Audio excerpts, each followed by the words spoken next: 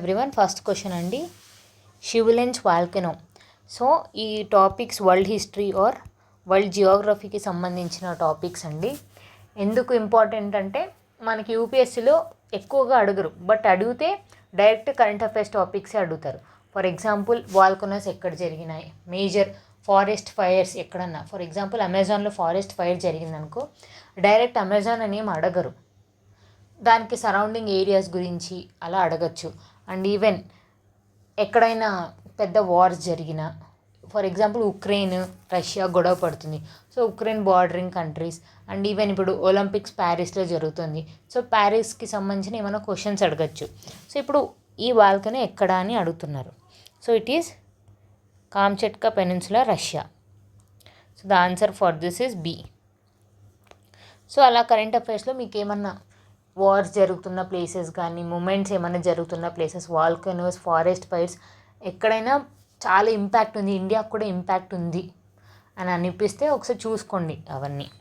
Second, which of the following is not a function of United Nations peace keeping force. ఇప్పుడు United nations organisations అంటే ఏంటి? దీంట్లో స్పెషల్గా 6 agencies ఉంటాయి. అవి ఏం చేస్తాయి? Piece keeping force. దానికి ఎవరెవరు ఎక్కువ కాంట్రిబ్యూట్ చేస్తారు అంటే ఇప్పుడు యూఎస్ఏ స్టేట్ నుంచి యూఎస్ఏ కంట్రీ నుంచి ఎంతమందిని పంపిస్తున్నారు కాంట్రిబ్యూషన్. ఇప్పుడు 100%లో 30% యూఎస్ఏ పంపిస్తుంది, 20% రష్యా పంపిస్తుంది, 10% ఇండియా పంపిస్తుంది. అలా ఒకసారి చూసుకోండి మనం ఏ రోల్ ప్లే చేస్తాం, అండ్ ఉమెన్స్ కూడా పార్టిసిపేషన్ చేస్తున్నారు లేదా చూడండి. So what is not? So not protecting civilians, yes main థీమే అది. Facilitating political processes, conducting military offensives, no, and it does not conduct. Assisting the disarmament of combat, yes. So the answer for this is C. So ఇప్పుడు మీరు United nations అంటే ఏంటి, దాని head quarters ఏంటి, ఎంతమంది ఉన్నారు, ఇండియా ఏం role play చేస్తుంది, స్పెషల్ ఆర్గనైజేషన్స్ ఏంటి, and United Nations peace keeping force ఏం వర్క్ చేస్తుంది, దాంట్లో ఎవరు ఎంత కాంట్రిబ్యూట్ చేస్తున్నారు పీస్ కీపింగ్ మిలిటరీ మెంబర్స్ని చూడండి. The central consumer protection authority, CCPA, ఇది చాలా ఇంపార్టెంట్ అండి, చూసుకోండి. Was established under which of the following act. So చూస్తారా, consumer protection act. So 2 times ఇచ్చారు. 2 times ఇచ్చారంటే డేట్స్ డిఫరెన్స్ ఉన్నాయి. ఈ డేట్స్ డిఫరెన్స్లోనే ఎప్పుడు ఎస్టాబ్లిష్ చేశారో మనం తెలుసుకోవాలి. So the answer for this is a, consumer protection act 2019. The central consumer protection act.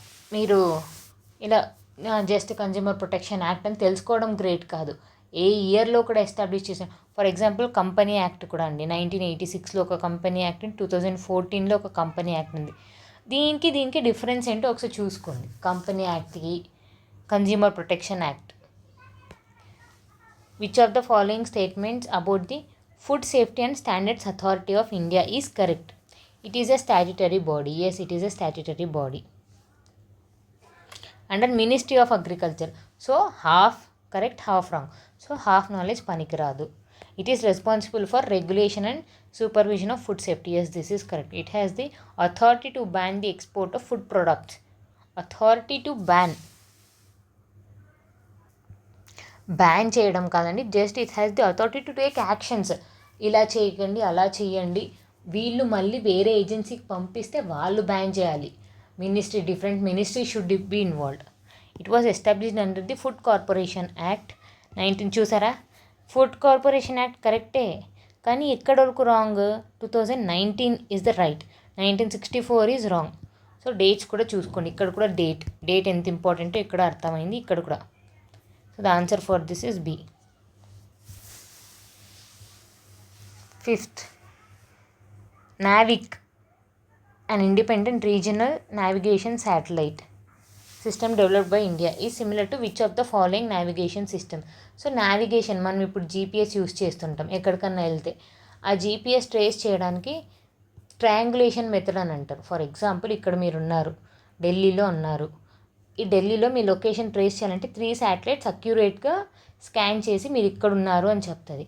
అదే మన నావిక్ అయితే 7 శాటిలైట్స్ అండి. సో ఒకసారి చూసుకోండి ట్రయాంగులేషన్ మెథడ్లో ఎలా ఏంటి, నావిక్, IRNSS, దానికి డిఫరెన్స్ ఏంటో కూడా ఒకసారి చూసుకోండి. సిమిలరే, నేమ్ డిఫరెన్స్ ఉంది, బట్ చాలామంది చెప్తున్నాను హాఫ్ నాలెడ్జ్తో వెళ్ళకండి. ఏదో ఒక్క టాపిక్కే చదివినా కంప్లీట్ నాలెడ్జ్ తెచ్చుకోండి. నావీకి ఏంటి, IRNSSకి డిఫరెన్స్ ఏంటి, ఎందుకు నేమ్ చేంజ్ చేశారు, ఎన్ని శాటిలైట్స్ ఉన్నాయి, ఎలా అరేంజ్ చేశారో కూడా చూసుకోండి. అండ్ GPS ఎవరిది, USA వాళ్ళది. GLONASS is Russia's. Europeans Galileo, వీతో స్టార్ట్ అవుతుంది, బెయిడు అని చైనాది. జపాన్ది ఏంటో ఒకసారి చూడండి. అండ్ ప్రతి ఒక్కరికి నావిగేషన్ శాటిలైట్ లేదండి, ఓన్లీ 6 కంట్రీస్కి ఉన్నాయి. So answer is all the above. The supreme court of India can take up cases on its own motion. Own motion అంటే suo motu, without a formal petition. Yes, ఇప్పుడు కోల్కతా రేప్ జరిగింది, actually అది jurisdiction. ఇప్పుడు హైదరాబాద్లో case జరిగితే హైదరాబాద్లో పోలీసులే, హైదరాబాద్లో కోర్టులోనే అక్కడే తీసుకోవాలి కేసు. కానీ సుప్రీంకోర్టు ఎక్కడ ఉండేది, ఢిల్లీలో. కొన్ని సువోమోటోగా తీసేసుకుంటుంది దాన్ని, వితౌట్ ఏ ఫార్మల్ పిటిషన్. ఇక్కడ ఇది జరిగింది, దీని గురించి ఆలోచించండి. ఫర్ ఎగ్జాంపుల్ చెప్తుందండి, సుప్రీంకోర్టుకి కేసెస్ పోవాలంటే హైకోర్టు నుంచే పోవాలి. కొన్ని హైకోర్టుకి పోవాలి అంటే డిస్ట్రిక్ట్ కోర్ట్స్ నుంచి వెళ్ళాలి. కొన్ని కేసెస్ మెయిన్గా డైరెక్ట్గా హైకోర్టుకి కూడా వెళ్ళిపోవచ్చు. బట్ ఇవి స్టేట్స్లోనే ఉంటాయి. ఈ స్టేట్స్లో జరుగుతున్న కేసెస్ డైరెక్ట్గా సుప్రీంకోర్టుకి ఎలా వెళ్తాయి అంటే అవి సువోమోటో యాక్షన్ ద్వారా అన్న, రిట్ ద్వారా అన్న. సో ఇక్కడ ఏమని చెప్తుంది, the supreme court of India can take up cases on its own motion without formal petition. This power is known as suo motu cognizance. So C is the answer. So ఇప్పుడు చూడండి, judicial review అంటే ఏంటి, ఆప్షన్సే చదవండి, extra ఏం చదవకండి. Judicial review అంటే ఏంటి, PIL అంటే ఏంటి, సువోమోటో కాగ్నిజెన్స్ అంటే, కంటెంప్ట్ ఆఫ్ కోర్ట్ అంటే ఏంటి అని చిన్నగానే స్టార్ట్ చేయండి, తెలుసుకోండి. 7th, the Belgorod region often seen in news. చూసారా, often seen in news. The Belgorod region is located in Russia. So ఇప్పుడు రష్యాలో ఏం జరిగినా, ఈవెన్ ఉక్రెయిన్లో ఏం జరిగినా మోస్ట్ 99% కూడా కాదు, 100% తెలుసుకోవాలి. ఇంకా దాని సరౌండింగ్ బెలారస్, పోలాండ్ కూడా వస్తుంటుంది న్యూస్లో. సో దీని గురించి 70% తెలుసుకున్న ఎనఫ్.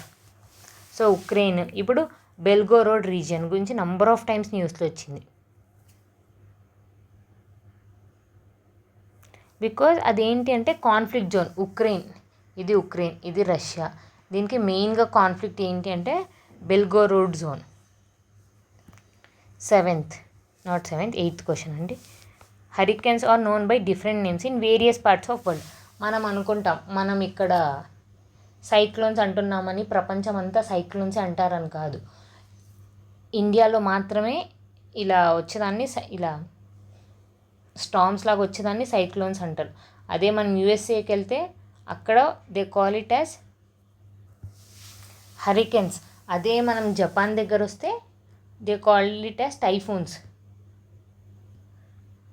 టోర్నాడోస్, different name various.